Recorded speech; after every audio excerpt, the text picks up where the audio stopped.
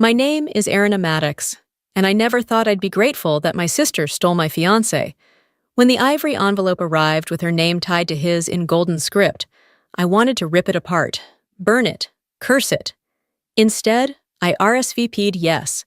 I didn't plan to cause a scene. I didn't need to. At the ceremony, when my sister stood up and toasted her triumph, declaring that I was just the woman he settled for first, I never imagined what would happen next. Because my date stood up too. And by the time he finished speaking, the entire room had fallen completely silent. This is not a story about revenge. It's about what happens when you refuse to let betrayal define you, and how showing up, head held high, can be the most powerful thing you ever do. 6 months ago, I thought my life was solid. I was 30, newly promoted, living in a lakeside condo, and engaged to Dane Carter, my boyfriend of 6 years. We had matching travel mugs and Pinterest boards for a Sonoma wedding. He proposed at Lake Tahoe, kneeling by the water with a ring and a promise. I said yes without hesitation. My sister Leora was the first person I called. She was my best friend growing up, even if we were opposites. I was structured, she was chaos wrapped in charisma. Still, we had each other's backs. At least, that's what I believed. Until one Tuesday, I came home early from a work trip to surprise Dane with Thai takeout. His place was empty, but his iPad was on the kitchen counter. Lit up, buzzing. I didn't mean to look. I just saw her name. Leora. Miss you already. Last night felt right. We should tell her soon. The room spun, my breath caught, and when Dane walked through the door with bagels, he froze. You're home early, he said. I held up the iPad. Apparently not early enough. What followed was a wreckage of excuses. It just happened. I didn't mean to hurt you. We didn't plan this. I didn't scream. I just took off the engagement ring and set it on the counter. Then I left. My mother called. She said, "The heart wants what it wants." My father said, "No daughter of mine does this to her sister." But I didn't care what they thought. I cut Leora off, blocked Dane, stopped showing up to dinners, moved out, went cold. I didn't tell people why we broke up, not to protect them, but because I was too ashamed that I hadn't seen it coming. I was Erin Maddox, strategist, planner, the woman who always saw 5 moves ahead, and somehow I missed the knife until it was already in my back. The envelope was thick, cream-colored, and heavy with entitlement. It arrived 6 months after the betrayal, addressed to Miss Erin Maddox in calligraphy, too ornate to feel sincere. Inside, the wedding invitation gleamed in gold leaf. Leora Maddox and Dane Carter request the honor of your presence. I didn't finish reading. Tucked inside was a handwritten note. I hope you can be happy for us. It would mean the world to have my big sister there. Leora. I couldn't decide if it was delusion or domination. I called Rhea, my best friend. She drove over in a fury and grabbed the card like it personally insulted her. I swear if we had a fireplace, I'd light it with this thing. I'm not burning it, I said. Then what? I'm going. She blinked. Are you out of your mind? No, I'm done hiding. I want them to see that I'm fine. Better than fine. Rhea paused, then smirked. Fine. If you're going, we're going tactical. We started with the dress. I tried on gowns until we found it. A crimson silk sheath with a slit that said, "Watch me walk away." It's elegant, Rhea said, but it's also war paint. Then came the grooming. Hair, skin, gym, therapy. I wasn't doing it for Dane or Leora. I was doing it for me, for the version of myself that refused to be erased. The last piece of the plan was a date. I didn't want pity on my arm. I wanted someone who turned heads and knew how to hold their own. Enter Julian Whitlock. We met at a charity gala after I spilled wine on his tailored suit. He laughed. I apologized. We talked for hours. He was smart, understated, and had a quiet confidence I hadn't realized I missed. When I told him about the wedding, I expected pity. Instead, he said, "Take me with you. Let's give them something to whisper about." I laughed. Not the broken kind, but the kind that cracked open something new. And just like that, the plan became real. Not for revenge, not entirely, but for clarity, for presence, for the woman I was becoming. and the man who saw it before I did. Julian Whitlock was not what I expected. He was calm, dry-witted, and sharp in a way that didn't need to announce itself. The kind of man who wore confidence like a second skin. Not flashy, not performative, just settled. We met at a charity gala after I spilled wine on his suit. "Perfect," he said, dabbing at the stain. "Now it looks lived in." I laughed. He offered me a fresh glass. We talked, then kept talking. By the end of the night, it felt less like a meet-cute and more like a reset button I didn't know I needed. When I told him about the wedding, I expected him to shift away. Instead, he said, "Take me. I can dress well, hold a wine glass, and make an ex question all his life choices." It was meant as a joke, but it stuck. We met for drinks a few nights later. 1 hour became 3. He listened without prying, joked without pushing, and when I mentioned my therapist's theory that I'd built emotional walls so high I couldn't find the door, he just smiled and said, "Good thing I brought my blueprint pad." Julian was different, not just in how he spoke, but in how he stayed still. He didn't rush to fill silence. He didn't try to fix me. And he didn't flinch when I asked bluntly, "Are you okay being a strategic date? This isn't romance, it's optics." He nodded. "We're going in clear-eyed, that's all that matters." But the more time we spent planning, the more the lines blurred. We prepped like a mission, synced wardrobe colors, built a backstory grounded in real details, even practiced answering nosy relatives with charm and ease.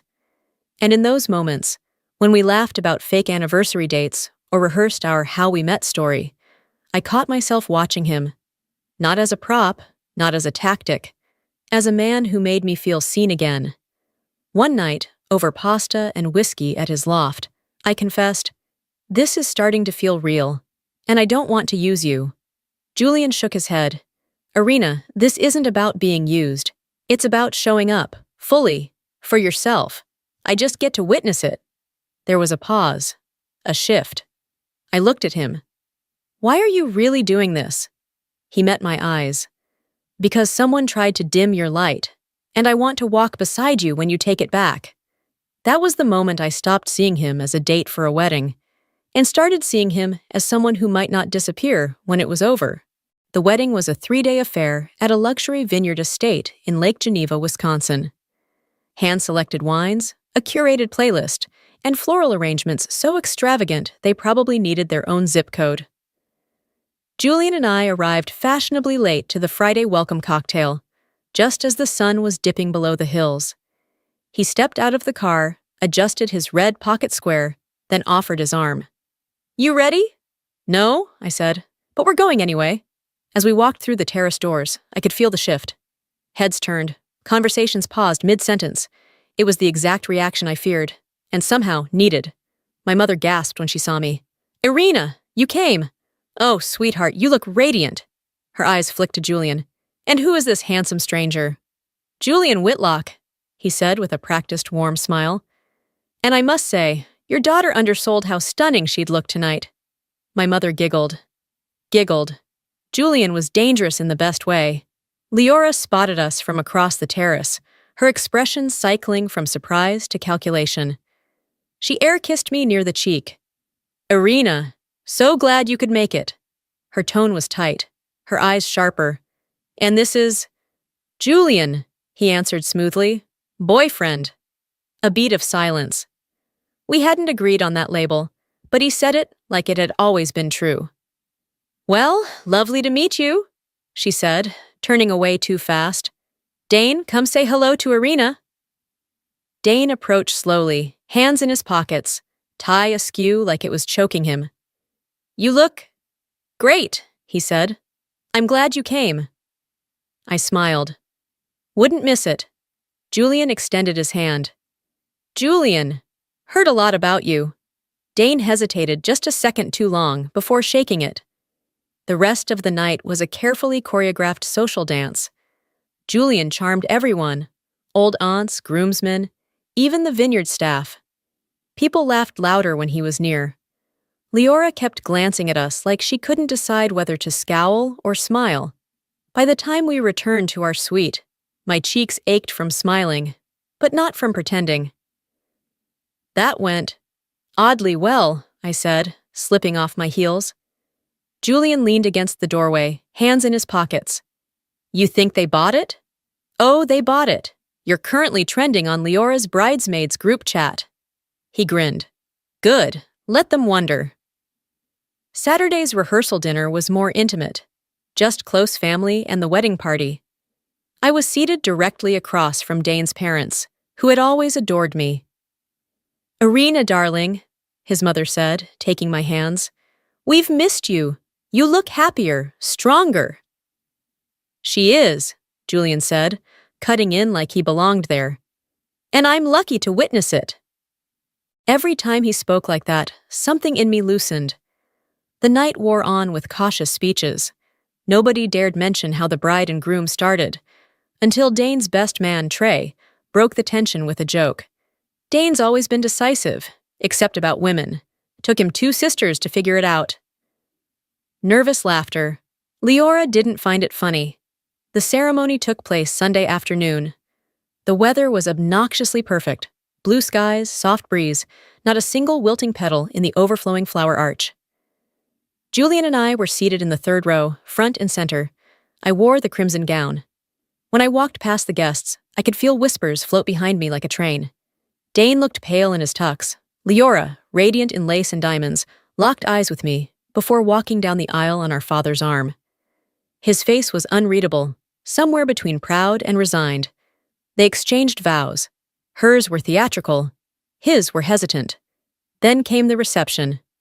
Wine flowed, plates were cleared, speeches resumed. I started to relax. Until Leora stood up, glass in hand. I want to say something, she announced, her voice just slurred enough to make everyone brace. Not about the food or the flowers, but about the journey. I knew that tone. So did Julian. He straightened his posture. Some of you know how we met. Some of you think you know, she said, her gaze landing squarely on me. But what matters is that true love finds its way. Dane and I, well, he may have settled once, but I'm the one he chose. A ripple went through the room. People turned towards me. I didn't flinch, because Julian stood. He raised his glass with the kind of calm that commanded attention. For those I haven't met yet, hi, I'm Julian Whitlock, Irina's date. He smiled, but it wasn't smug. It was composed, measured.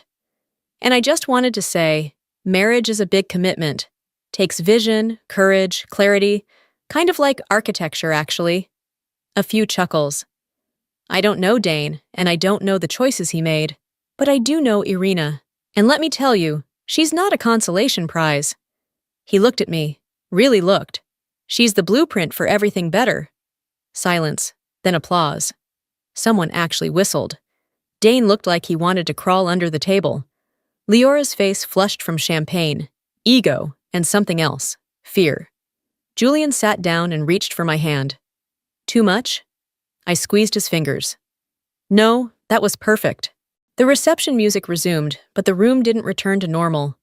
Something had shifted, like a glass had cracked, and everyone was pretending it hadn't.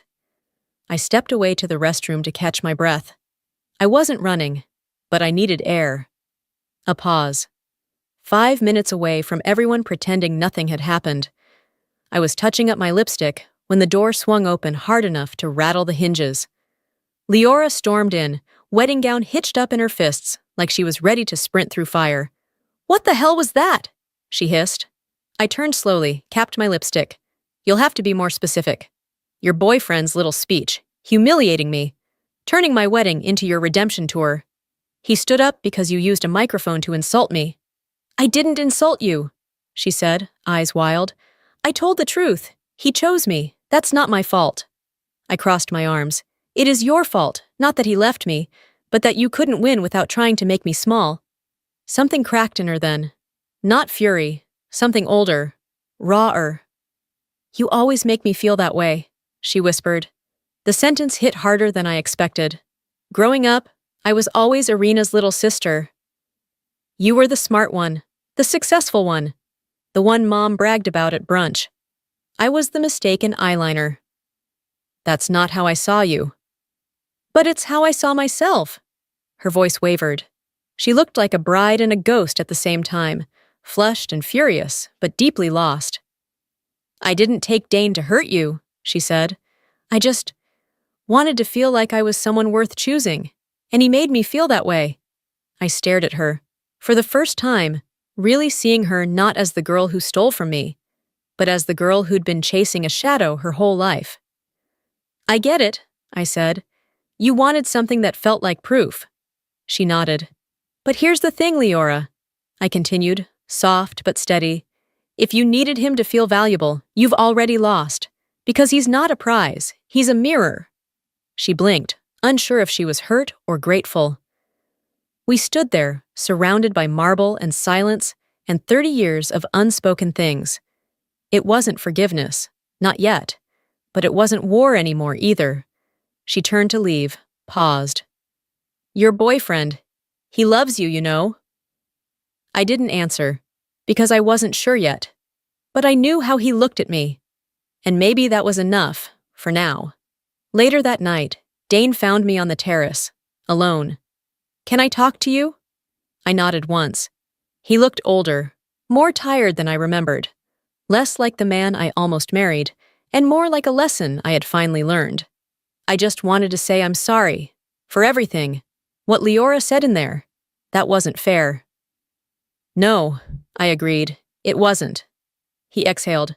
You were never someone I settled for. With you, everything was structured, clear. You had plans, expectations, and I felt like I was losing myself. And with her, you felt exciting again. He winced. Yeah, for a while, but excitement doesn't last. I didn't respond. There was nothing left to say. I hope he makes you happy, Dane added. He already does, I said, in ways you never understood. He nodded. Then I guess that's all. I watched him walk away, slowly, like he had nowhere in particular to be. And I felt nothing. Not hate, not regret, just relief. The chapter had ended, and I was the one who closed the book. 1 month after the wedding, Julian showed up at my apartment with 2 things, a bottle of red wine and a small black box. No, it's not a ring, he said quickly. We haven't even had our first real fight. I opened the box and found a single silver key, attached to a minimalist keychain shaped like an architect's compass. It's to my place, he said. No pressure, no expectations. I just want you to know you always have somewhere to land, and someone waiting. I didn't cry. I smiled, the kind that starts small and reaches your lungs. That night, as we sat on the balcony with bare feet and half-empty glasses, I realized something simple but profound. This was what safety felt like. Not perfection, not performance, just peace. Over the next few weeks, we kept things quiet. No big declarations, no social media posts. Just slow mornings, inside jokes, and a rhythm I'd forgotten life could have. Julian burned toast regularly, but made the best omelets I'd ever had. He remembered I liked 2 ice cubes in my coffee. He listened, not to respond, but to understand. And when I talked about therapy, about my triggers, about how betrayal had rewired my sense of self, he didn't flinch. He said, "We'll build something better." And he meant it. As for Leora and Dane, I heard from my mother that their honeymoon in Santorini was cut short after a fight. Something about an ex-girlfriend, Dane had texted. I didn't ask for details. It wasn't mine to carry anymore. At Thanksgiving, I finally sat at the same table with them. Julian was beside me. We brought a homemade pie. Leora brought silence. We made it through the evening. It wasn't warm, but it wasn't war. And that was enough. Healing doesn't always look like closure. Sometimes it's just choosing peace, even when no one apologizes the way you hoped they would. I don't know what the future holds, but I know who I am in it. Not the woman who got left behind, not the sister who lost, not the ex-fiancé. I'm Arena Maddox. And when my sister stole my fiancé and sent me a wedding invite, she thought it would ruin me. Instead, it rewrote me. Because some stories don't end the way you imagined. Some end better.